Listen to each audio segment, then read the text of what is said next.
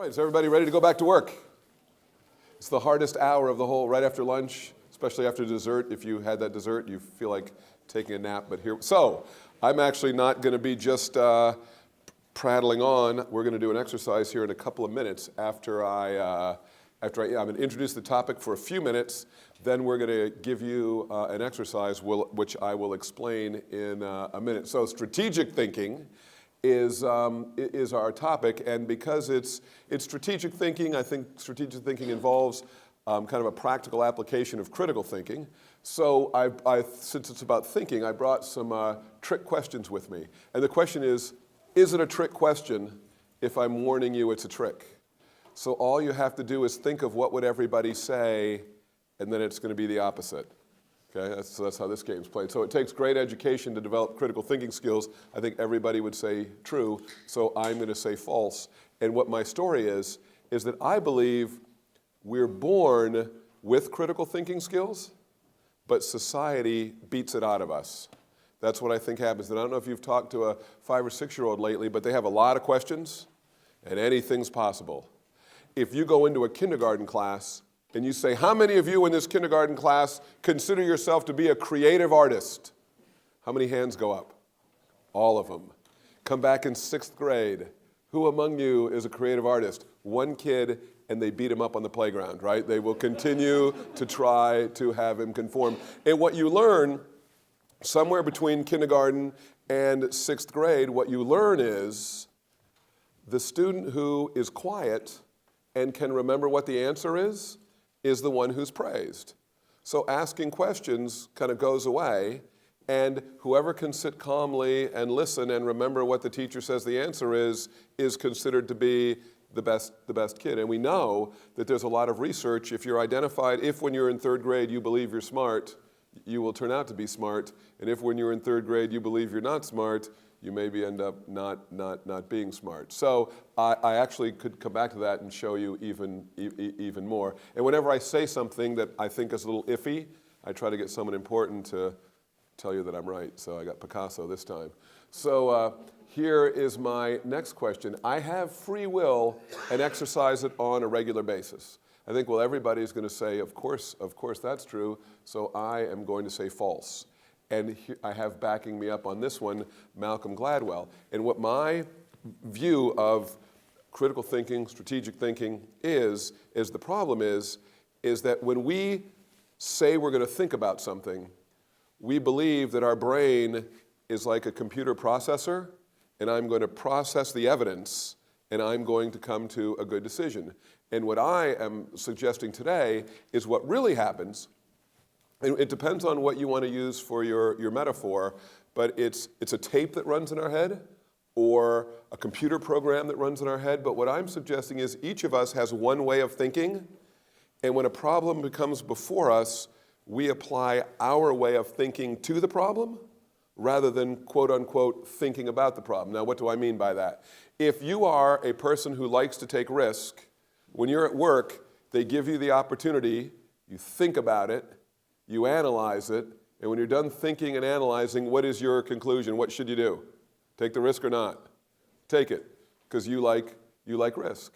And then there's the person who doesn't like risk, and every time they analyze, they decide we shouldn't take the risk. So it doesn't really matter what the question is, it matters how that you think. And are you skeptical or are you optimistic? And of course, these are good things, right? You don't want your salespeople to be skeptical.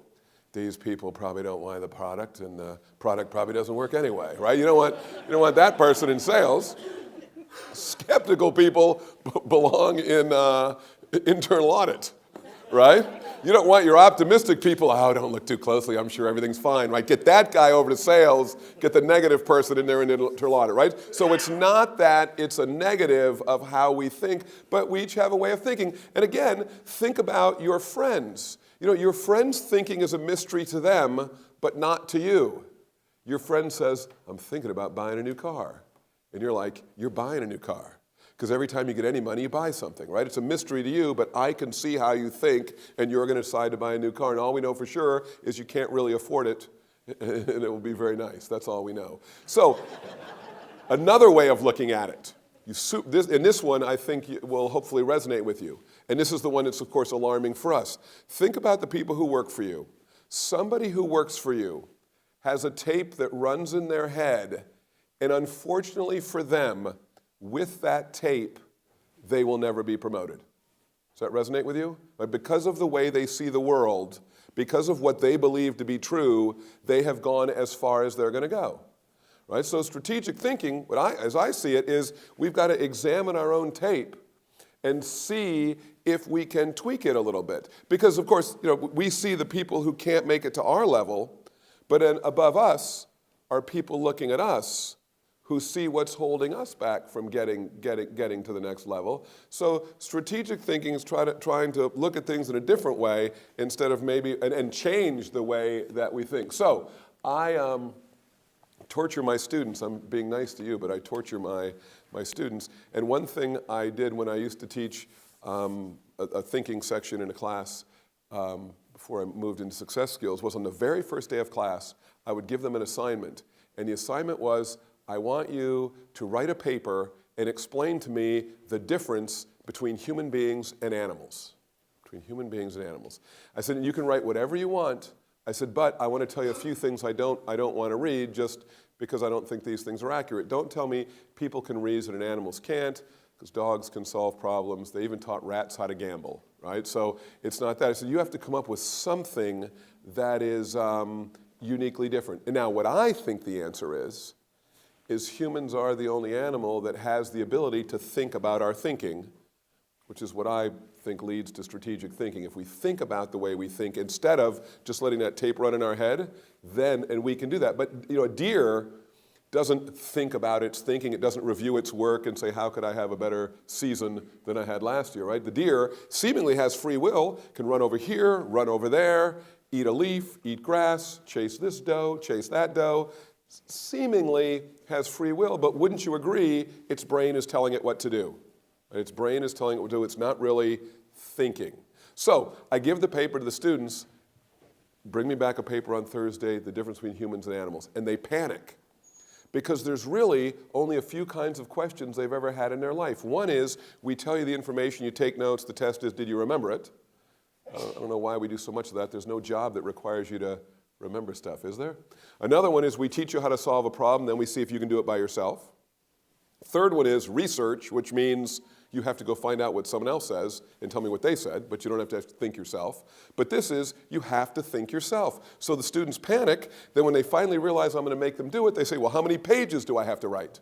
I said, just write until you're done thinking, then stop.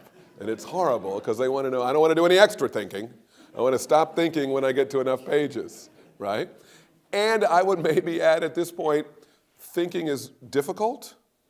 And let me explain how thinking is difficult. Have you ever put a little effort into writing like 4 sentences? And like, those are four pretty good looking sentences. And then you lose them. And you're thinking, oh, I have to do it again.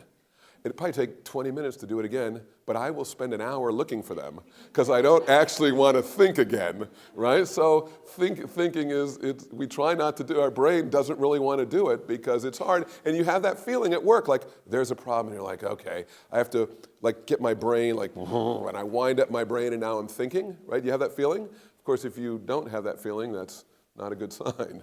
It means you've never actually cranked it up. All right, here we go. I'm going to show you the worst sentence I've ever read in 32 years as being a professor. It's the first sentence of what is the difference between human being and animals. Here it comes. What's the matter with my clicker? People have 2 legs, animals have 4, except fish which have none. If you're from Oklahoma, that's your taxpayer money at work there. I think you would agree the student was not thinking about fish when they started the sentence, right? It's like, what's the very first thing that popped in their head? I got the leg theory going. You're typing, uh-oh, what about fish? No problem, comma, except fish. And I'm old and I'm at the end of my career, so I feel like I can take risks and say things like this. And I don't know why I want to say it, I just do. You know a male student wrote this sentence, right? I mean, no female in a million years will write that sentence. I don't even know what it means. I just know that it's true. So I'll leave that right there. Smarter is better. Clearly that's true. So I've got to say false. And the reason I think smarter is not better is because when we consider ourselves to be smart, then we're pretty sure we have the right answer and we're pretty sure we have a good tape, right? So it's worrying that we're not smart that is actually going to help us punch up our strategic thinking. So Warren Buffett, speaking on intelligence, he said if he had an IQ of 160, he would sell 40 points because 120 is enough, and he thinks the extra intelligence might get him into trouble, right? So, and actually there's a lot of evidence that shows 120 is enough. And you get very, very small additional returns from any intelligence over, well, of course, the only thing worse than a high IQ would be having a low IQ and thinking it's high. So I'm not advocating low IQs. I'm just pointing out that being smart may not be all it's cracked up to be. Here's Warren Buffett again, and this is what strategic thinking is to me. This is Warren Buffett in 2012 telling all of his shareholders, don't buy gold. And what he points out to us is that big gold block is every ounce of gold ever mined by human beings in the history of man. And if you took all the gold in the world together, melted it down, you'd have a square of gold, solid, 68 feet by 68 feet, and that gold would be worth $9.6 trillion. So strategic thinking is, do I want to buy gold, or do I want to buy, what else could I buy for $9.6 trillion? And the answer is you could buy every single acre of farmland in the United States, which throws off $200 billion a year, 16 Exxon Mobils, each of which was throwing off $40 billion a year, plus still have $1 trillion in your bank account. So that's about $800 billion you would earn and have $1 trillion left over. So he said, what would you rather own, the block of gold or all that? And if you look at it that way, what's the answer? You don't want the gold. What's gold going to throw off every year? Nothing. It just sits there with the idea that demand will continue to go up. And if you ever have the occasion to listen to AM radio, you realize they're advertising gold on AM radio. You know what that means?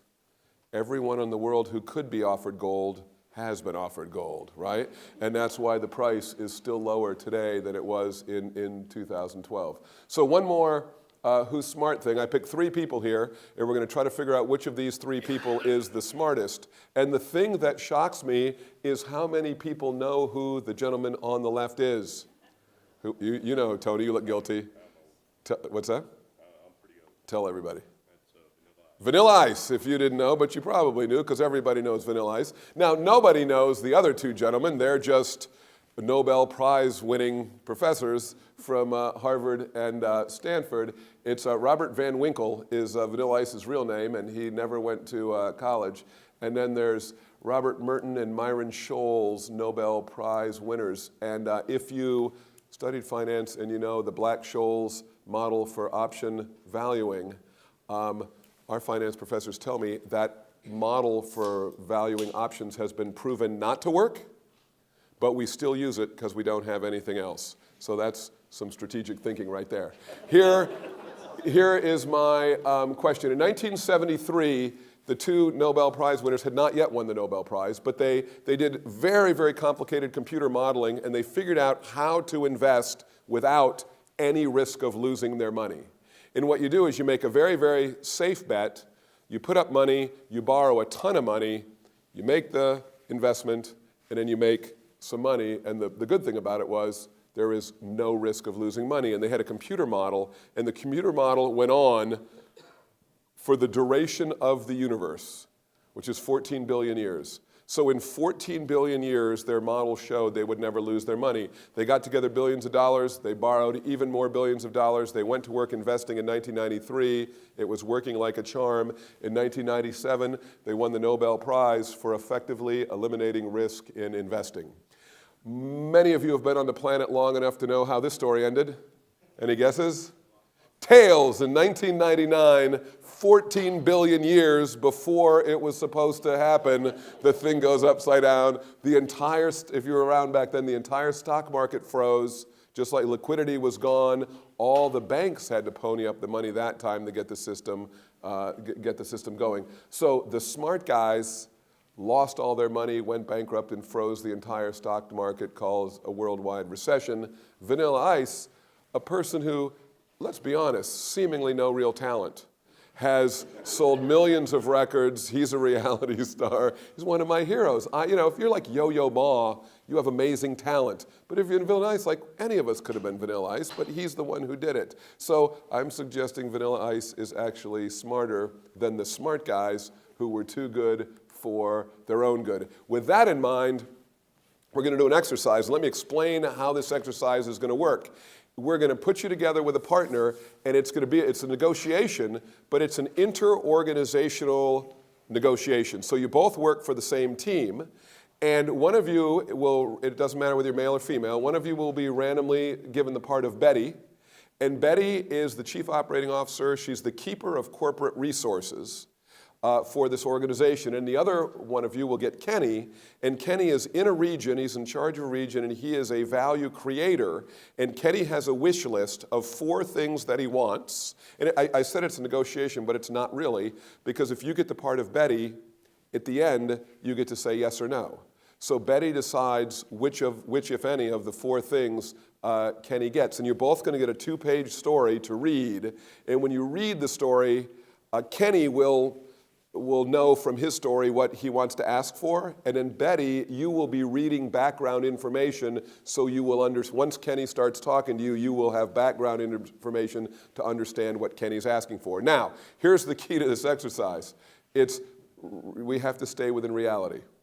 And I know what you're thinking, reality, what a concept. But if the exercise says that you can't hire 2 salespeople without paying a signing bonus, you can't come up to me and say we're hiring them without paying the signing bonus, right? If you want them, you got to do the signing bonus. If you don't want them, don't want to pay the signing bonus, you can't get them. So you can be creative within the zones of reality, but you can't go outside the exercise. So there's 4 things that you want. We're going to pair you up. You may go out in the hall and so forth. And I usually do this in a 6-hour format. We're trying to do it in 2. So we're going to try to snap up the exercise a little bit, maybe give you 15 minutes to let Kenny make his best pitch. So Kenny, use your time wisely so you can get to all 4 things, then get an answer. And then what we're going to do is when you come back, the first 15 groups or so, at the most 15, we're going to debrief you and ask what you agreed to. We're going to put it into an Excel spreadsheet to show everybody. So if you're among the last 10 groups, we just need a statistical sample of answers to show, so we don't want to hurt your feelings. But the first 15 we're going to put up there. The last 10 or so, we figure we've got enough to put up there. So I think I've said everything that I need to say. All right, is everybody ready? I think it looks like everybody's back. And we took the first 15 groups that came up as we promised.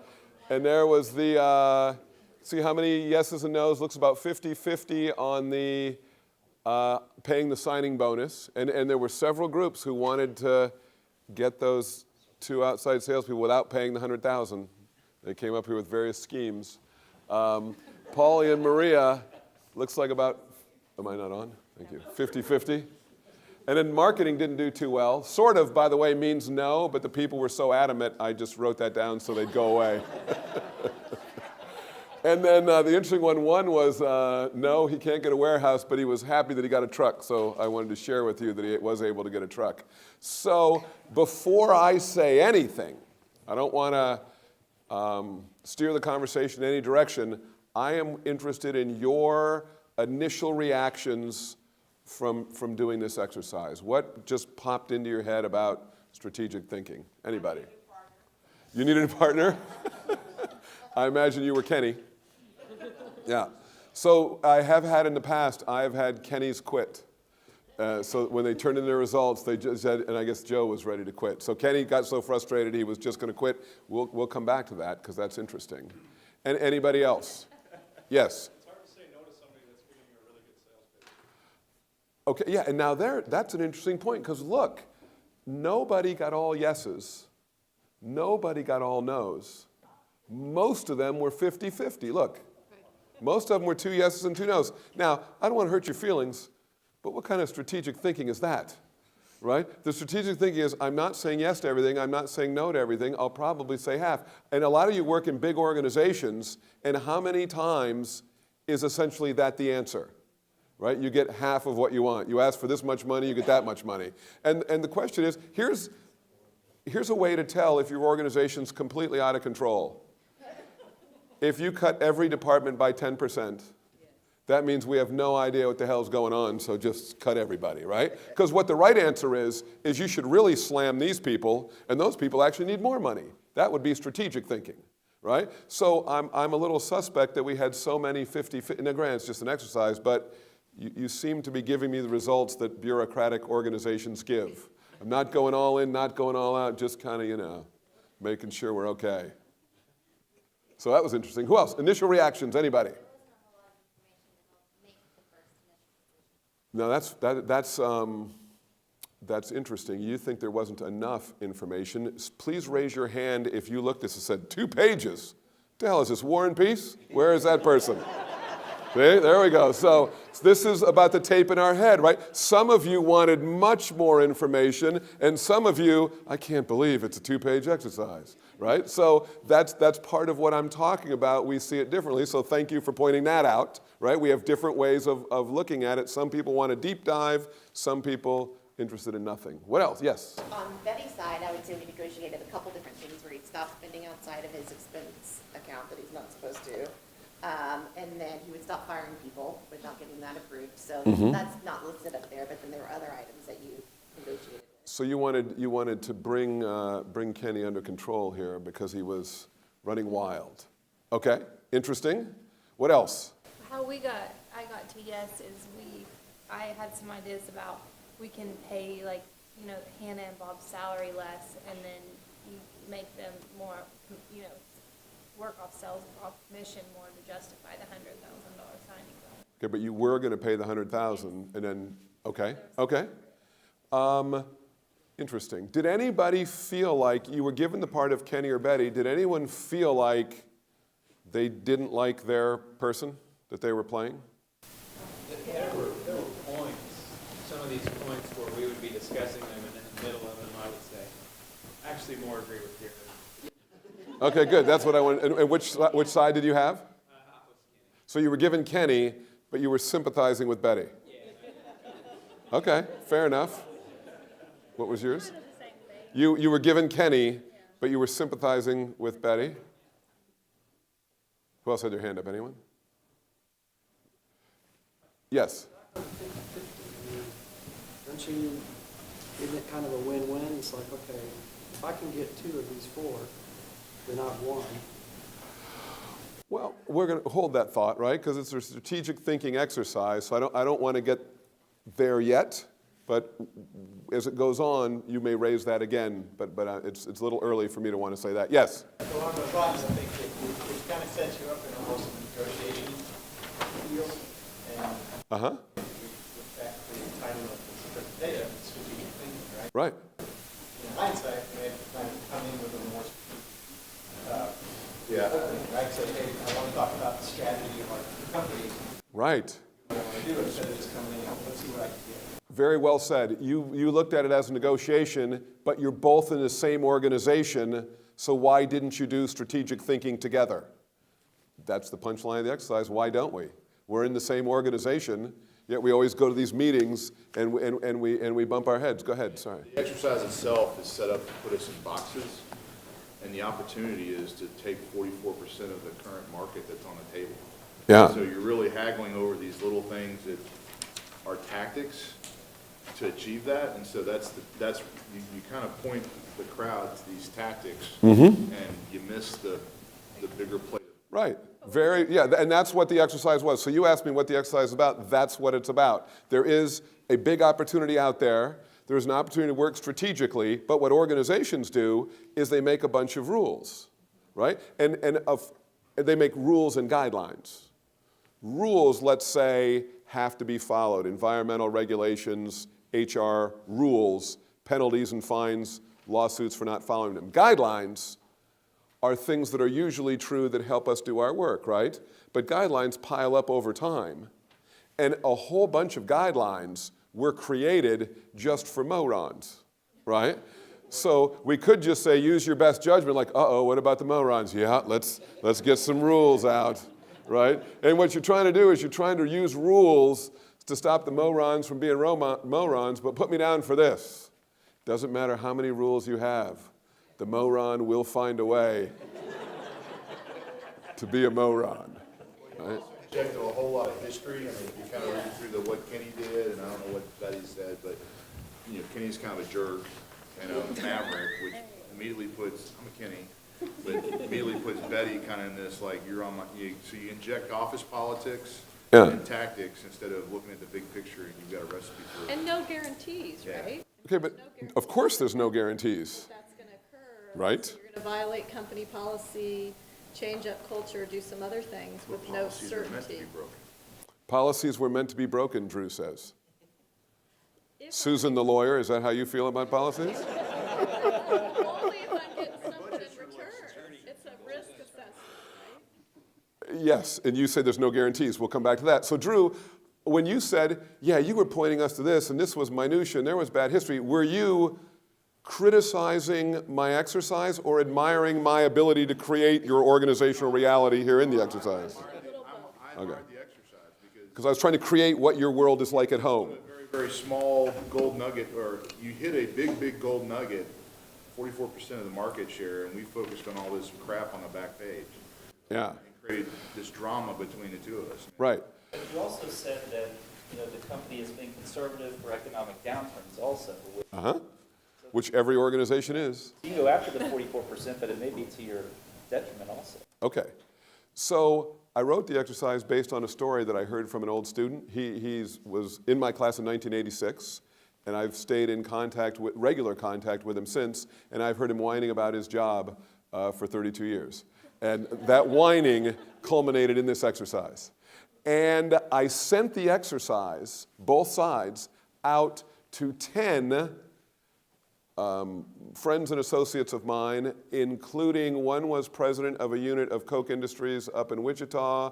One had IT business back east. The biggest business probably had 500 people. The smallest one probably had 40 people. I sent it out to 10 presidents and founders of small and medium-sized companies. And I said, what do you think the answer to this exercise is? And I'm going to give Drew a guess what they said. I put you right on the spot. No, they said yes to every single one of the 10 said yes to every single thing. I got 40 yeses, founders and presidents. So what trick did I play? What trick did I play? You sent it to the founder who looks strategically. And what was the founder's name probably? Kenny. I sent the exercise to 10 Kennys. Who quits working for your company and starts their own deal? Only Kenny. Betty never quits, right? Betty's working for the organization forever, but Kenny quits and starts his own company. So I sent the exercise to 10 Kennys. So what I did in this exercise, right, was I gave Kenny a way of thinking, and I gave Betty a way of thinking. I put them together, and they got 50-50, right, is what I was trying to do. And what I think in real life is, if, as gentleman in the back pointed out, if Kenny and Betty could think strategically together, instead of butting their heads, that would have been a much better deal. And as Drew pointed out, here's what the Kennys said. They looked at the exercise and go, wow, 4 pages, I got to read for Andy, that's a lot of reading. Right? That's the first thing they said, because Kennys don't like to read that much. Right? And they looked at the exercise and said, all right, just exactly what Drew said. They said 44% of the market's up. That's $9 million of potential profit up for grabs. So other companies doing centralized sales, that doesn't sound good. Is Kenny successful at what he does? What's the answer?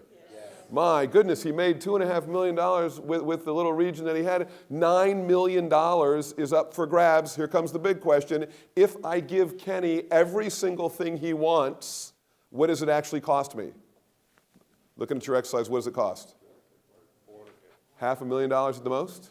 He wants $500,000 to chase $9 million, and he squeezed an extra $2.5 million out of his region over the last 4 years. What is every Kenny going to say to that? Yes. Take it all. Plus, it's 20% his. So it's not really $500,000 because he gets 20% of the profit, so he's in for 20% of the expenses, right? So I'm really in for $400,000 of my own money. So I give this exercise to many, many, many groups of very, very clever people like you, and I consistently get this 50-50 stuff. And what the strategic thinking is, right? It doesn't mean it's the right answer, and Susan's going to tell me, but it's not a sure thing. No, Okay. I was going to say, some of it would be context. In my mind, some of what we've learned the past couple days is negotiation. So even though, yes, the title is, as somebody else addressed, strategic thinking. Yes. I go back there and I'm like, do I want to do strategic thinking, what's the best for the company, or do I want to put my negotiation hat on? Yeah, well, and I was trying to recreate your companies, because what happens in your companies is you're supposed to think strategically together, but we worry about our turf, our numbers, us looking good, right? And we don't necessarily look at the strategy of the whole company. So there's two things, right? There's that, and then there's the tape in Betty's head playing out, because Betty loves the rules, right? Betty's not looking up. Kenny's like, look, $9 million. You fired this person, right? Just exactly as Drew said, look on the back, he fired someone, and they sent him to Cleveland, right? Jolene, you know where that is. Yeah, it's not a place you want to go if you don't have to, right? That was the penalty for that. Yes, sorry. I was going to say, one of the other things you should have tracked is how many Kevins quit after this, because that's what I told Susan. I was like, I appreciate what you did, and several things you said, I could have done better negotiation, but if I'm Kevin, like the onus... Kenny, you mean?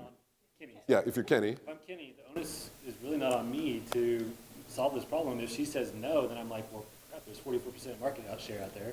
I'm going to go grab these two salespeople, start my own company, and I'm going to capture it myself. Yeah, that's what Kenny's do in real life, right? That's what Kenny's do. So I want you to, in your organization, have there been times when you felt like, I'm trying to accomplish this, and the biggest obstruction to me accomplishing this thing that's good for my organization is my organization stopping me from doing it, right? And what we're trying to figure out is, why is that? When we're both on the same side, why is it negotiating instead of strategic thinking? Why is your organization stopping you from helping the organization? And I wish, we have usually 6 hours to do this, and we have 2 hours. So I have a lot of stories and examples to go with it that we're not going to get to, unfortunately. But we're coming through the exercise. Other thoughts on this? Because I have some yes. I think one of the things that jumped out to me, and I've experienced this, is that Kenny is on the front line. He's out in the region where he's actually doing this day-to-day with the customer, whereas Betty is isolated. So one of the things that we did in the exercise was invite Betty to come out, meet some of the people, take her around and understand some of the ops of what we're trying to deal with, so she might get a feel for what the strategic potential is for all of us. Yeah, very well said. And one of the stories I have, and I'm not sure which, I'm going to have to click through them, but I want to tell it now, is there was an heir to the Jack Daniels, an heir to the Jack Daniels family who was involved in the Jack Daniels family business. And sometime in the 1990s, Grey Goose started this trend towards premium liquor. And you advertise in magazines, maybe on cable, and people are willing to pay twice as much and ask for it at restaurants and bars. Right? And this was a trend that started in the 90s. And Jack Daniels completely missed this trend. They didn't get into the premium answers and the advertising and so forth. This guy's an heir of the Jack Daniels family, and he's involved in a business. He goes to the annual meeting, and he says, the problem with our organization is that the people at the top decide what we're going to do, when in fact, just as you say, our salespeople, right? They're selling to the bars, the restaurants, the distributors, and so forth. They know what the market wants. What we need to do in our organization is turn the organizational chart upside down. We need the salespeople telling us what we need to make and how much, and the rest of us need to make sure we get them what they need, which is essentially what you're saying. And now, probably none of us are involved in the liquor business, but is there anybody in this room who doesn't think that guy was right? You know what happened next? He was fired for not being in line with the strategic direction of the company. He's in the family, and they fired him, and we know he was right. So there's another question. How come when you're in the middle of it, in your organization, we can't see it? But in other people's organizations, clear as day. You see, and I have a bunch of examples from GM. I love talking about cars, and we're going to have time for some of them. But we're not in GM, but we know that was a bad idea. How come in GM was smart people trying hard? What is this that makes strategic thinking so hard? To sit back and focus on the thing that really matters, which is what strategic thinking means to me. Focusing on the thing that matters the most. Great comment. Anybody else? Question or comment? Yes, Susan. What I've seen internally at Anadarko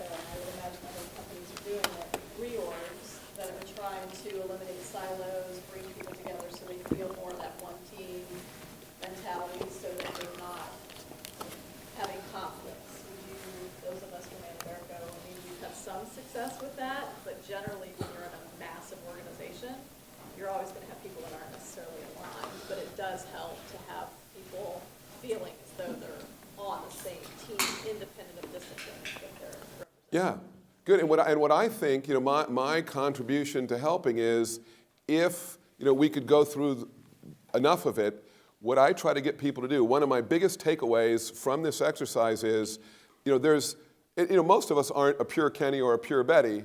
We're somewhere in between on the continuum, right? And one very clever participant yelled out this. He said, I think most of us aren't nearly as much like Kenny as we think we are, right? So let's be honest, like most people kind of want to be Kenny. Nobody wants to go see a movie about Betty, right? She's just sitting in her office saying no, walking around killing fun wherever she sees it, right? You want to see a movie about Kenny. So I was like, yeah, I'm like Kenny.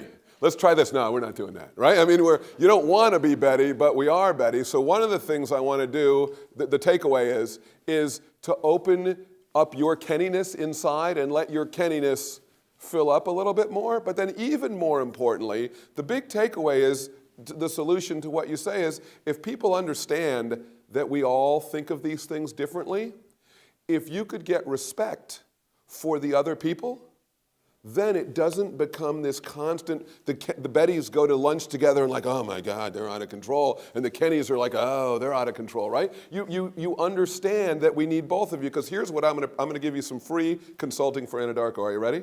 As your organization goes forward, you're gonna be faced with risks. And the question is, should you take the risk or not? And I am gonna tell you the answer right now. Sometimes you should and sometimes you shouldn't. No, I know. And the question, of course, is when should we and when shouldn't we? And the answer is because Kenny always wants to, and Betty never wants to. And some of you are from Chesapeake, and you had a very dynamic Kenny, right? Aubrey McClendon. And Aubrey McClendon, I'm told from people in Chesapeake, he didn't have a Betty. So whenever the market turned, Chesapeake was the furthest out on the limb, right? Because it was a Kenny without a Betty. And what makes organizations successful is a very good combination of Kenny and Betty working together, like Warren Buffett, who you've heard of, and Charlie Munger, who you may or may not have heard of. But Warren Buffett gets the brilliant ideas, Charlie Munger has the pencil, and Warren Buffett will tell you, 90% of my brilliant ideas didn't make it past Charlie. So they only invest when Warren thinks it's a good idea and Charlie thinks it's a good idea. Charlie doesn't think up ideas, Warren thinks up ideas, Charlie does the arithmetic, and only if Charlie approves it do they do it. And it's the ultimate combination of them working together that is so helpful. So one of the takeaways is, wouldn't it be great if your organization is if everybody bought into this and you're sitting around the table thinking, we got a whole bunch of people who think differently, the advantage of diverse perspective and thinking, right? And the goal is try to figure out who's right this time. Because I would have spent a bunch of time getting us to question our own thinking and a bunch of time having respect for other people's thinking, and then that becomes, sometimes reorgs, and I think I saw one of your colleagues go, reorgs, because reorgs. I wasn't advocating. No, I'm just saying, I doubt, hot damn, another reorg, and I doubt anybody's saying that. Because, the only thing worse than this is if we reorg it one more time, and that's going to be, nothing good is going to happen. So that is what my solution to the problem is, try to get the people to see we all see it our way, and we got to give respect for the other ways of thinking, because I'm not right every time. Okay, so I wanted to a lot of this we've discussed, but here's my Betty's decision criteria of hiring the salespeople. We kind of talked about that. So I want to skip that. This one I thought was interesting. How do you evaluate marketing? And I want to read this because if you're Kenny, you did not hear this, but this was written on Betty's sheet. Phil runs marketing at a national level. He does an excellent job. He spends money wisely, stays within budget, and is very careful and considers all consequences before acting. Does this sound like any marketing person you've ever met in your entire life? Usually you show marketing people a spreadsheet like, show them their budget, no, right? The marketing people are, creative and overspending and doing, being unfairly stereotypical. But why does Betty love Phil? Yeah, because Phil is a Betty, right? And it sounds like the distribution person is a Betty too. So what happens is we have a tendency to want us to surround ourselves by people who are like us, when in fact what you really want. So I have for my classes, one of the greatest things that happened for me at Oklahoma State was about 8 years ago, I started hiring undergraduate teaching assistants to help me. And consequently, I can teach a lot of classes, online classes, do lots of assignments, because I, as you may gather, am not a very organized person. So I want to hire a Betty to help me out with my job. And I say to the students, anybody who wants to be my TA, please apply. And undoubtedly, I get some dude. Who's a dude? He's like, man, I love your class. I think the same stuff. I need to help you. I'm like, no. You sound like I already have one of those. I already have one of those. I don't need another one of those. What I need is someone completely the opposite of me who is going to be catastrophically organized. So I ask in class, if you're interested in organizing, if you have an A in class, who wants to be my TA, please send me an email. And then what I look at is the first 4 or 5 emails I get, because the more excited you are about the job, the quicker you're going to send the email. So usually they email from their seat. And then I send them 3 questions and say, could you answer these 3 questions? And I don't care what the answer to the questions are. I just want to see how quickly are you going to answer those questions? Because my Betty has to respond quickly. And then if you respond quickly, I give you an interview. And then in the interview, I say, how do you feel about organization? You say, well, I'm pretty organized. Not getting the job. Here's what I'm looking for. Organization. I love being organized. Look at my folders. Everything's color coordinated. The high point of my day is I go home and put everything. Hired, right? That is exactly who I need. And they do so much, and they get paid, right, for being my Betty. And the students say, I can't make up the paper. Talk to Betty. When is the test? Talk to Betty, right? What classroom are we in? I don't know the number. Ask Betty, right? I don't know any of the details. And my Bettys, and I have Bettys for all the different things that I do, and it's amazing. And it has helped me tremendously, because people are good at different things, and we find the thing that we're good at, and then we find the other people to go along. So there's not an advantage of hiring lots of people like you, because you're leaving a big, you see how excited I got about my TAs. They are the greatest. Let's see how we're going here. So those are Kenny's issues. I think this is, go quickly. And then here's my list of famous Kenny and Betty combinations. That's the Southwest Airlines had their Kenny and Betty, which is why they were successful. Steve Jobs and the Woz at Apple. A lot of people don't know that Walt Disney was obviously the creative Kenny, but his brother Roy was the business genius who kept him in line. Martin Luther King even had Ralph Abernathy behind him. Bill Gates had Paul Allen, Mick Jagger, and Keith Richards. Mick Jagger doesn't really like Keith Richards and tried to have a solo career. Didn't work. They have to be together or it doesn't work. And then those guys at Costco. So the goal is for Kenny and Betty to work together. And I think the dot-coms collapse in '99 was a lot of those companies were run by Kennys who didn't have a Betty, and they got completely out of control. So I'll pause here for your thoughts about the exercise. Anything? Yes? I'm pretty much a Betty most of the time, and it's useful to think about. Okay, good. So you can think about, you probably find Kennys to be somewhat frustrating. They don't seem to respect the rules. And now if you understand that those Kennys are out there trying to generate value and they feel like your rules are what's keeping them from success, we can try to help Kenny, right? And you just realize it's not in their nature. It's not personal. It's just not in their nature. Mike, it looks like you're thinking about something. What about like in a functional organization where you have like, in my case, operations? Probably don't want too many Kennys out there because they're not in control. Yes, well, of course. Just like we want the optimistic people in sales and the skeptical people in audit. It's the same thing. But let me ask you this: does the world need more Bettys, or the world, not your organization, but does the world need more Kennys or more Bettys? Balance. They do need a balance, but which one are we short?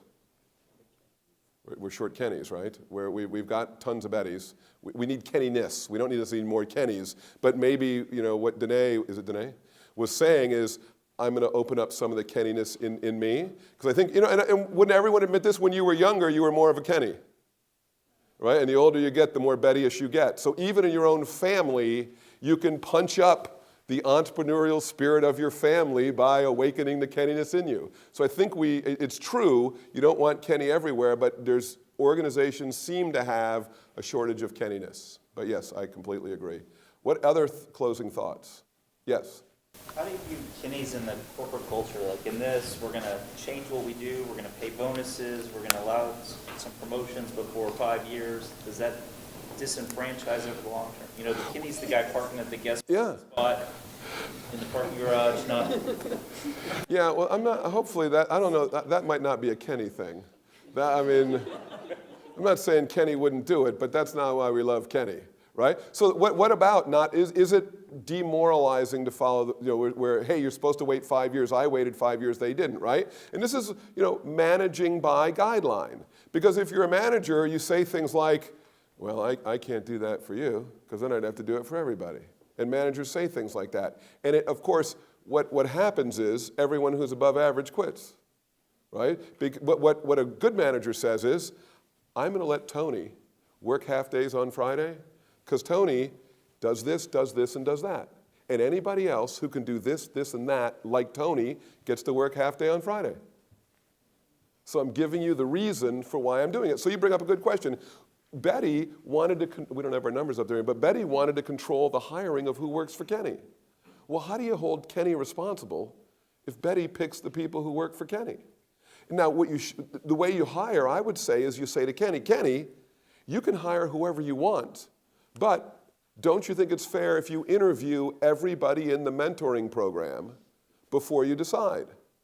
And if you're Kenny, you'd be a moron not to, because maybe someone in the mentoring program is better than Paulie and Maria, and $9 million is up for grabs, right? The NFL forced teams to interview minority candidates, not hire minority candidates, and sure enough, when they started interviewing minority candidates, what happened? Some of them got hired, right? So Betty doesn't want to decide for Kenny. You can make him interview the people in the mentor program, but Kenny should be the one who decides. And we have the less guidelines we have, the less demoralizing it is. But would you rather demoralize the high performers, right, or the people who are trying to put in their time? So, good point. Yes. It's frustrating because sometimes you can feel like you're expected to be both of those people at the same time. You're expected to do everything Kenny does, and you're expected to do everything Betty does. Yeah. Yeah, it's tough, right? It's tough, and that's why those successful companies had two people doing each part of it with a very high degree of respect for each other, at least when they got started. Anybody else? Comment? All right, let me tell you some of my car stories. As we go through here. So I do a big case study on GM. I'll give you a short version of it today, but it's strategic thinking throughout GM, and I want to emphasize, I like GM, I wish GM well, and I believe throughout history it has been smart people trying hard. So I'm not picking on them individually, but I'm suggesting you can see very big examples of where strategic thinking, it was headbutting and arguing instead of strategic thinking. So to show my commitment, that was the first car I ever owned in my life. That is a 1966 Cadillac Coupe de Ville, which I bought from my shop teacher for $250. And it may have been the greatest car I ever owned. It seated 10 people comfortably. You didn't have to wear seatbelts back then. As a matter of fact, you had to have 3 people in the back seat because you went around a turn, they'd slide over on the vinyl seats. And 6 people fit in the trunk, which was useful for going to drive-in movies. And if you're young, you're like, what? There used to be these big screens outdoors, and everyone in the trunk was free. So it was quite advantageous to be able to fit people into the trunk. So that's showing you my commitment to GM. And it was arguably the most successful company maybe that ever existed. In the 1950s, GM had 57% of the domestic car market. 57% of all cars on the road were GM. Internal GM memos said we don't want to get any bigger than 57% because we think we might be broken up as a monopoly. So that's about as successful as you can be. Beautiful cars, as you can see. And GM, if you're not a car person, is or was Chevrolet, Pontiac, Oldsmobile, Buick, Cadillac, LaSalle, Saturn, Geo, Saab, GMC, Hummer. At some point, that was all the different things that they had. So when did it start going south for GM? I would say the Vega is as good a point as not. And you may notice if you go to car shows, you never see a Vega, and that's because they didn't make it. And if you were around back then and you're trying to think, what was the difference between the Vega and the Pinto? The difference was the Vega melted and the Pinto exploded. That was the difference between those two, and you can see the numbers on their workers. Another thing they did in the 80s is they started making all the cars look alike, so you couldn't tell the difference between the Chevy, the Pontiac, the Buick, and the Oldsmobile. And that's 4 of their different lines looking alarmingly similar. What they were doing is saving money by using parts on different lines. So I don't know what that car is. That is a Cadillac. That is a problem, because I don't think Cadillac should look like that or be parked next to a chain link fence, because that's supposed to be a luxury vehicle. So John DeLorean was maybe the ultimate Kenny. He did some amazing things when he was at GM, and like many Kennys, he was met with resistance at every corner, and he ultimately said he'd had enough, and he just quit. So he was a very successful car executive, and he quit. And when he quit, he gave a memo to GM and essentially said, this is why I'm quitting. And those were 3 of his big reasons. He said, I can't read your name tag back here, but Mike. As Mike was saying, there was very centralized decision making. The decisions were being made at the top of the organization, and the 14th floor was where those executives were. So decisions were being made at the top and pushed down. Second one was demands of conformity, and they didn't even like DeLorean because his hair was a little bit long and he wore European suits instead of American suits. And then he said they focused on finance instead of cars. So they would try to figure out how to build the cars cheaply and focused on profit instead of building good cars. And John DeLorean, I think I have the picture coming up, but here's the battle of critical thinking against the bureaucracy. You go from risk taker to risk avoidance, hungry for more to happy with what I have, reward contribution to play. This is as organizations mature. Opportunities when you're young turn into problems, create value to doing your job, listening to customers to knowing what they want. You can see bureaucracy working to having meetings. I'm sure your meetings are wonderfully productive, but personally, I don't go to meetings. I found them to be a colossal waste of time, and since I'm a professor, I don't have to go. That's what I was trying to show you. John DeLorean is the one who invented the muscle car, which if you're any kind of a car person, you know the greatest thing about the American auto industry is the muscle car. And the muscle car is you take a small car, put a giant engine in, and then John DeLorean did it with this Pontiac. And the only reason he did it is because he bypassed the engineering policy group, which was the group of Bettys who said essentially you can't do anything. So he stuck the engine in the car, invented the muscle car without getting it approved and without telling anybody, because he knew if he told people what he was doing, they would shoot it down, which is one of the reasons that he had so much trouble. So there's the car sales, just to compare us. They went from 57% of passenger cars. You can see in 2014 they were down to 14% of passenger cars. That's how far they had fallen. So we talked about this before lunch, but an authoritative leader is a good thing. We already know that's false. Lou Holtz, when he was at Notre Dame, said, they asked him, how do you motivate your players at Notre Dame? And he said, if you come to play football at Notre Dame, you don't need to be motivated. I just have to make sure I don't demotivate you. So the question is, thinking back on your career, how many of your leaders would you say were demotivational to you?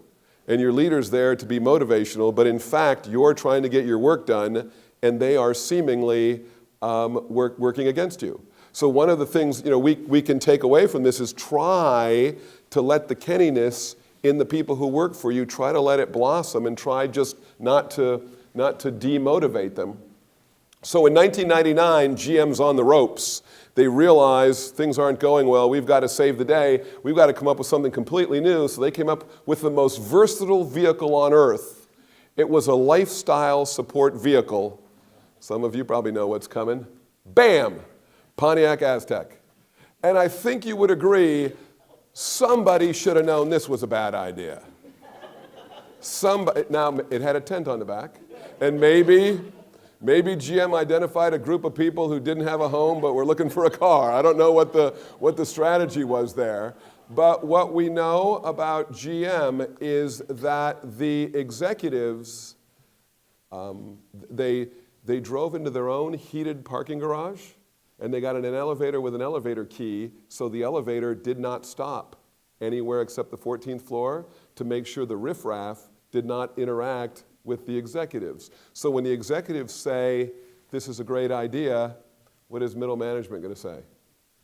Sure, right? The middle management is disengaged, so the thinking's being done at the top, and there isn't strategic thinking throughout the organization because people realize you survive by going along, not by saying what you really think. Now, so strategic thinking, you want everybody thinking, and I got to visit a auto plant in Japan. I actually taught. We had an OSU campus in Japan for a while, and I got to spend a whole academic year there, 92, 93, got to go to a Toyota plant, and here's what they were doing at that Toyota plant.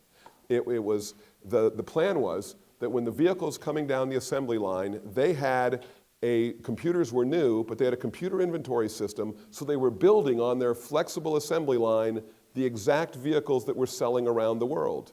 So they would rebuild the inventory as it was selling, and coming down the same assembly line would be a Camry, a Tercel, right? They even had Daihatsus on there. One would have steering wheel on the right, next one would have steering wheel on the left, cloth seats, leather seats, whatever was being built, that was what was being replaced. Then the idea was that the auto worker who put on their part, if you see anything wrong with the vehicle, you walk down the aisle, pull a rope, and the assembly line grinds to a halt. As most of you people who grew up within American culture, what does that sound like to you? The auto worker is going to walk down the aisle and pull. How do you feel about that? Great result. Great response, Joe. What are you thinking?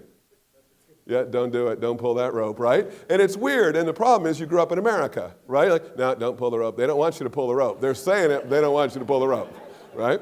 Because we would think, why on earth are you going to let the auto worker pull the rope, right? We'll decide when to pull the rope, the president, right? Because it's part of American culture. But in Japan, they meant it, and they did it. And there's a big clock running, 3 days, 4 hours, 32 minutes since the last pull, and they all try to see how far can we go before someone gets a mistake. When there's a mistake, we all run over and fix it. And what's the message to the auto worker if you really want them to pull the rope? Well, the subtle part is don't make a mistake and do a good job, but that's the kind of the threatening part. But what's the positive part? We trust you. You're empowered to pull the rope, right? And all of our cars are going to be perfect. Now, you're not going to believe this is true because it's almost like something you'd write into a movie. But what's going on at a GM plant in 1992 is literally exactly the opposite. It's Wednesday, so we're building red Malibus. We're not looking at what's selling around the world. We're building what we want to build, and we found it slightly cheaper if we make all the same color car on the same day. So Wednesday, we make red Malibus. And if you were around back in the 90s, especially the early 90s, and you wanted to buy a GM car, you just wait till November, and they pay you $4,000 or $5,000 to buy the cars they have left over, and fortunately, they had everything left over. Right? So everyone would buy their car at the end of the year. They'd make what they wanted and pay us to buy it instead of actually make what we want. Their assembly line plan was exactly the opposite. Their plan was the assembly line never stops no matter what. So the message to the auto worker is no matter how foobar the car is, attach your part. If the screw holes aren't there, lob the part in. We'll fix it later. And what they did is they took the cars that weren't right, parked them in an area, and they had roving bands of mechanics who fixed up each car that wasn't right. And this I read in the business periodicals, GM actually had to close a plant because they ran out of parking spaces for FUBAR cars. And that's why, and it was like, this is like, if you're old enough, this is like Lucy and Ethel, right? The cars just keep coming and there's no place to put them. You have to be old to remember what that was about. All right. So here's a Chinese company, and it's what we were talking about with Mike. Hair, I think they're 30 billion now. My slide's a little outdated. They bought GE Appliances. They have 4,100 self-managed groups devoted to particular customers. The group members work with the customers, make all the decisions about that customer. So the decisions are made at the point of friction, not at the top. The manager's job is just to make sure the group gets what they want. Then here comes the kicker. The group can vote out their manager. You're going to have some charming managers at that group, right? Probably not this friction of people stopping you from doing your job. So it's exactly the opposite as we see it. And here's your, I already told that story, but there's the, doesn't he look like the heir to Jack Daniels? And there's the story. He turned the organizational chart and he got fired for not being in line with the strategic direction of the company. Bill Gates decided that they weren't, he wasn't, I'm sorry, not Bill Gates. Steve Jobs decided that he wasn't going to allow committees to make decisions, because if committees make a decision, you've been on committees, when committees make a decision, what's the decision like? It's either no decision or it's a decision nobody actually agrees with, right? Somehow they've come up with a decision nobody thinks is a good idea. So he said, we're not having meetings to decide what the answer is going to be. We're going to have responsible party. And if I make you the responsible party, what's the first thing you're going to do? Have a meeting, but it's going to be a different kind of meeting. You're going to try to figure out, if I decide this, what's it going to mean to all the different constituencies. So I've actually convinced our dean to make some decisions with responsible party, because nothing's worse than a meeting of professors. We can come up with the most ridiculous decisions known to man. Some of these things I'm going to have to skip in the interest of time. So I want to talk a little bit about quality. GM focused on quality, and look at that amazing quality they achieved for Buick. Those are problems reported in new vehicles per 100 vehicles. You see, Buick was #1 in 2004, still near the top in 2007, still near the top in 2014. I checked again. I don't think it's, yeah, you can't see it, but they're there again. Buick is amazing in quality. For 15 years, they've had phenomenal quality. Who among you who doesn't own a Buick now is interested in a Buick because I've shown you their amazing quality? Please raise your hand. What's the matter with the rest of you? What does that mean? It's a Buick. It's amazing quality. Right. So what they did was they focused on quality, which, let's be honest, nobody cares about quality. You care that it's a Buick. So during the financial downturn, I could have gone to the CEO of GM and said, you know what? I don't want to hurt your feelings, but nobody wants a GM. Nobody wants a Buick. And they're like, no, but let's give GM credit where credit's due. They have sewn up the 75 to 100-year-old driver. This is a demographic that they own with the Buick. But the question is, Tony, when you're 75, will you want a Buick, or will the last person who wanted a Buick be dead? And I'm pretty sure it's going to be, it's not like an RV. We don't see it now, but we'll want RVs, but we won't want a Buick. So, you know, but GM doesn't want that to be true, but they focused on the wrong thing. We don't care about quality. What do we care about? Image, right? We buy the car not for us. Let's be honest. We buy the car to show other people what kind of person we are. Look at what BMW does. We don't make automobiles. Wait, let me get my BMW voice. We don't make automobiles.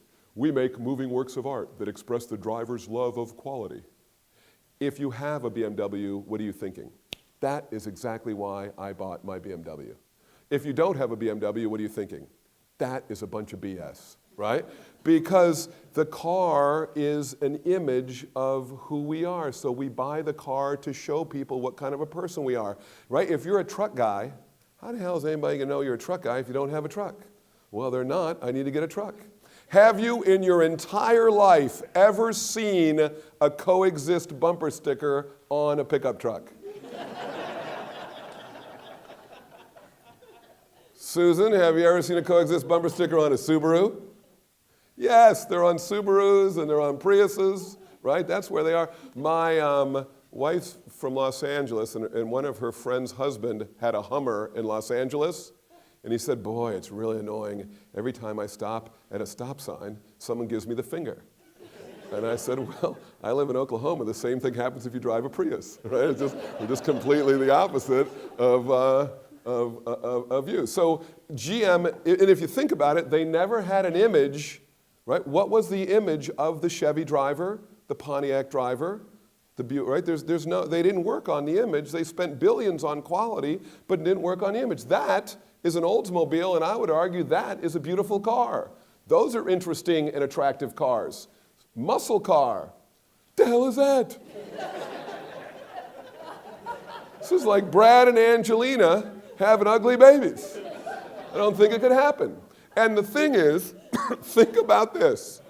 Smart people working hard, they built those vehicles. I show them to professionals, and you laughed. Not only are you not going to buy it, but you laughed at their car, right? And what they lost was strategic thinking. So now what I'm going to have to do is going to annoy. Here's how to tell if you're a super Betty. I'm going to skip a bunch of slides. And if you get irritated, you're a matter of fact, I'm not going to skip by them because you're going to feel super, you might feel cheated. But I have a big finish that I wanted to do. And no, I'm a bit of a Kenny. That was just a coincidence. Where am I on this thing? So I'm not done. I've got 15 minutes left. And I couldn't resist the opportunity as appreciation for being included in the program. And I think this relates to strategic thinking and critical thinking. So what I'm going to do in my last 15 minutes it's going to go on and on, but hopefully at the end you'll see what my point is. I'm going to share with you the secret to happiness. Are you excited? The secret to happiness, as you will soon see, is a three-pronged test. And I think you will agree after you see the three prongs, if I could get all three of those things working for me, there is no end to how happy I could be. Have I built this up enough? All right, here is, excuse me, the secret to happiness. Self-delusion, hypocrisy, and ignorance. And I sense you were hoping it was something else, but unfortunately, this is it. And I want you to think about the happiest person you know personally. The happiest person you know personally is probably a relative, hopefully an in-law, which means they're not related to you. But right now it's about 3 o'clock, which means they've been up for maybe a couple hours, because they usually get up around noon or 1 o'clock. And the reason they get up at noon or 1 o'clock is because right now they're not employed. And to think about, like, how happy would you be if you could sleep until noon? Pretty happy, right? And now, don't get me wrong, they've had jobs, but they get fired. And here's the thing, when they get fired, whose fault is it? Not theirs. Can you imagine that? You've been fired from 27 jobs, never been your fault? That is the recipe for happiness. Let me compare the happy person with you. Be honest, if you're in this room, if 99% of what you do next week you do well, 1% you muddle it up, what are you going to spend the weekend thinking about? The 1% you muddled up. That's how you be successful, not how you be happy. You're beating yourself up over the 1%. They've lost 27 jobs. Boss is an idiot, right? Bank repossessed their car. Whose fault is that? Crooked bank should not have loaned me money if I can't pay it back. State took away driver's license for not paying child support. That's okay, bank took my car. Wife left me, never liked her anyway. Nothing seems to faze him, he just keeps going, right? So that's the self-delusion. The hypocrisy is you yell out when I get it wrong. You go to the family reunion, and if you're like me, you try to steer clear of the happy people, right? You talk about the 1% you've all been muddling up, but if you're having a good time, you're not paying attention, suddenly, bam, the happy guy's right next to you. Tell me if I'm wrong. Hypocrisy. Does he not criticize people who have jobs, pay their bills, and take care of their children? And then when you can't take it anymore and you try to explain he might be a little bit ignorant, he's trying to explain that you're ignorant. And the most annoying thing is, he's happy.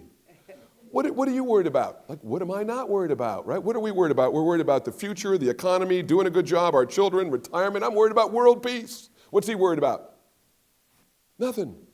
He's like a squirrel living in the moment. People, he's worried about cable TV and beer. He never worries about it. It just materializes somehow.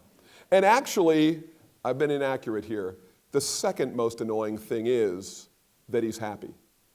Isn't the most annoying thing, even though he's really never had a job, his TV is bigger than yours? Like, how does that happen? I visit my brother-in-law, I'm like, dude, did they build the mobile home around this big screen? Because I see no door big enough to get this thing into the trailer, right? But it's got an amazing, but you know, if you're gonna watch 16 hours a day, I guess it's worth the investment. So, if you'll bear with me, this will have a point at the end. So I found a study that shows, I'm not just messing around here, ignorance really is bliss, is what the study showed. And the way they did this study was they went into organizations and gave people a test. And what they wanted to see was they wanted to compare how well you did on the test with how well you thought you were going to do on the test. So you go to an accounting firm, give an accounting test, engineering firm, give an engineering test, and when people are done, say you have 1,000 people in your organization, you ask, how do you think you're going to compare to your coworkers? And there were some very surprising results. Let's start with the people who scored in the top 10%. The people who scored in the top 10% significantly underestimated how well they did. So the people who actually scored in the top 10% of competency, on average, put themselves at the 66th percentile. So if you think about that, so they thought 1 out of 3 people is better than me, when in fact, they were at the very top. So if you think about that, that explains that phenomenon in school. If you remember, that person who got an A on every single test they ever took, when they walked out of the test, and you said to them, how did it go? What did they always say? Oh, I failed. I got a D or an F. It's a disaster. And you're like, no, you say that every time. No, this time I mean it. Oh, look, another A. You can tell by the bitterness in my voice, I never had that problem. So I don't know what they're thinking, but the article that I'm about to show you, the research article, shows you, here's what smart people think while they're taking a multiple choice test. I read the question, I think it's choice A for this reason and this reason. But there's this other thing I don't understand. That could change everything. I'm not sure, right? So they know that they don't know everything. They wonder and they worry and they doubt. So when they get done with the test, they're not sure on half the questions. So what do they think? I flunked. But in fact, they got another A. So it's the wondering and worrying and doubting, and you can see where this is going. That's what I think leads to strategic thinking, right? When you're sure you know what's going on, not so well. But when you're wondering, worrying, and doubting, they always get an A. And it's like you say it every single time, but every single time they're sure, not this time, not this time. Oh, look, another A. Now, when I was in college, I had a completely different strategy. My strategy went more like this. Look, 7 C's in a row. There's no way there's going to be 8 C's in a row. I'm picking between A, B, and D. Right? And that's how I did it. So when I became a professor, I put 11 C's in a row just to freak them out. I'm like, that. But let's be honest, it's not the smart student you wanted to hear about, is it? What about those people who scored in the bottom 10%? You probably know where this is going, right? People who do things badly are supremely confident in their abilities. More confident, in fact, than people who do things well. Not only do they reach erroneous conclusions, make unfortunate choices, but their incompetence robs them of the ability to realize it. So the people who scored in the bottom 10%, almost every single one of them thought they were in the top 20%. The bottom 10% thought they were in the top 20%. The top 10% thought they were at the 66th percentile. Does this not explain what's going on the planet, right? The people with no idea are sure. The people who have the right answer are doubting themselves. And this cleared up a huge mystery for me because I was a professor for 19 years before I found this article, and it was always a mystery to me because for 19 years, the poor students would come into my office and say, boy, I did real bad on that test. And I would say, well, first of all, you did badly. And they would say, do what now? Which is an expression that bad students use. They're very fond of this do what now business. And I'm trying to beat them out of it. So if you hear an OSU grad say do what now, they didn't listen to me. Because it just sounds like there's no hope. So So I say, well, what happened? They said, I got a 32. You got 32 out of 100. That's right. I say, what went wrong? And they always say, I don't know. And for 19 years, I'm like, how could you not know? You got 32 out of 100. And then they would say, I thought I was going to get an A. Just like the study says. I thought I was going to get an A, and you got a 32. So I said, well, I went over it this morning in class. Do you understand what you got wrong? What's the answer? No. And here's the thing. Here's what it was that I was missing for 19 years. The same skill is required to be good at something is the exact same skill it takes to realize you're bad at it. So they don't know enough to know that they don't know it. That's what the problem is. And if you think about it, my job here at OSU is not to make you happy. My job is to make you successful, so I have to break through the self-delusion. Wouldn't you agree? So I say, look, you got 32 out of 100 on a multiple choice test. You know what I mean? And they're like, what? Multiple choice. What do you mean? A monkey would have got a 25. That's what I'm trying to tell you. You beat the monkey by 7. Because, you know, the kid's 32 out of 100, I'm a third of the way home. Not really, you're 7 points ahead of the monkey. Matter of fact, let's think about this for a second. A lucky monkey could have beaten you. Statistically, if 11 monkeys filled out that Scantron, one of those monkeys would have gotten higher than 32. That's how bad it is. Then they come up with this, well, I've always been a bad test taker. And if you're a baby boomer, you know when we were young, there was no such thing as a bad test taker. We just called them morons, right? But now there's this thing called bad test taker. So I'm like, I don't understand this bad test taker thing. If you told me you were bad at baseball, that makes sense. A little ball's coming in, trying to hit it with a bat, that's hand-eye coordination. I get why you're bad at baseball, but on a test, the answers aren't moving. You're not a bad test taker, you're a bad answer getter, right? That's what I would tell people that you are. And I'm trying to break through the self-delusion so that they can see what the problem is. So of course, you know how these stories end. He who laughs last, laughs the loudest. So it's time for evaluate the professor form. Whose fault is it that they're getting an F? Mine. They zero me out. And then they write down, Urich sucks, and spell it wrong. That's how I know it's them. And it doesn't really matter what my evaluation is, because I've been here a long time, and I have enough, to balance it out. But we don't do this anymore. But in my prime, with my 4 best friends, we would play this game where whichever of the 5 of us had the highest evaluations from the students, you would be the winner of the semester, and the 4 losers would have to buy a round of lunch. So at the beginning of each semester, we get our grades from the previous semester. We go to lunch, we show whoever has the highest 4 free lunches. And it's not just the 4 free lunches, it's bragging rights over your 4 best friends. So it was a big deal, and I'm not gonna lie to you, we all trying to game the system. Right? I'm not even sure this is ethical. Tell me what you think. But the university would give us the evaluation form at midterm, and we could pick which day in a 5-week period that we were going to give it out. And we all had a theory on which day would lead to the best results. So one of my friends believes familiarity breeds contempt. The day he gets the forms, he gets the vote counted. Because he believes the more the semester goes on, they just keep turning on you, and he wants to get the vote counted as soon as possible. Dr. Eastman used to believe hope springs eternal. And you met him, that's how he is, right? He would give the day before a test because it's the furthest since you last flunked, and he thought you'd be optimistic about this test. 2 of them were gamblers, and I used to be a gambler before I found this study, and what you do if you're a gambler is you carry those forms around, and what you're waiting for is rain or cold. You follow? Because when it's rainy or cold, attendance is down. And the question is, who's skipping class just because it's raining?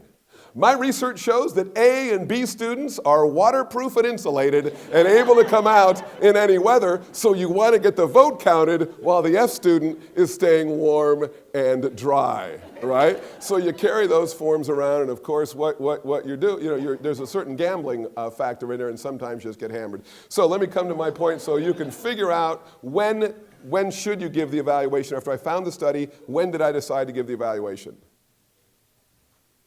During the test, right? Because during the test, the moron thinks he's getting an A. Urich's not so bad. 32, damn, too late. At the moment you evaluated me, you thought you were getting an A. So after 19 years, I gave the evaluation during the test, and it was the highest student evaluations I had ever had by a significant margin. My friends looked at me and said, he doesn't seem any more charming. Of course I'm not any more charming. The secret to my success is the moron thinks he's getting an A. Right? So you obviously figured out what does this have to do with strategic thinking, right? It's the strategic thinker is always wondering, what don't I know? What am I missing? How can it be better, right? And the best people underestimate how correct they are because they're doubting, they're wondering, and they're worrying. And the thing is, for whether you're trying to improve your influence skills or strategic thinking skills, it's this last 15 minutes which is what it is. If we accept, right, that we're going to keep working and keep wondering, as I know you do, it was just a pep rally to remind you to do it. So my time is up, and I hope you could tell I had a ton of fun. And I really am honored to be included in the program. And I have a very busy day tomorrow, and I have to fly back to Colorado. But I had a ton of fun. I'm staying to go to the reception, so I look forward to seeing you at the reception this evening.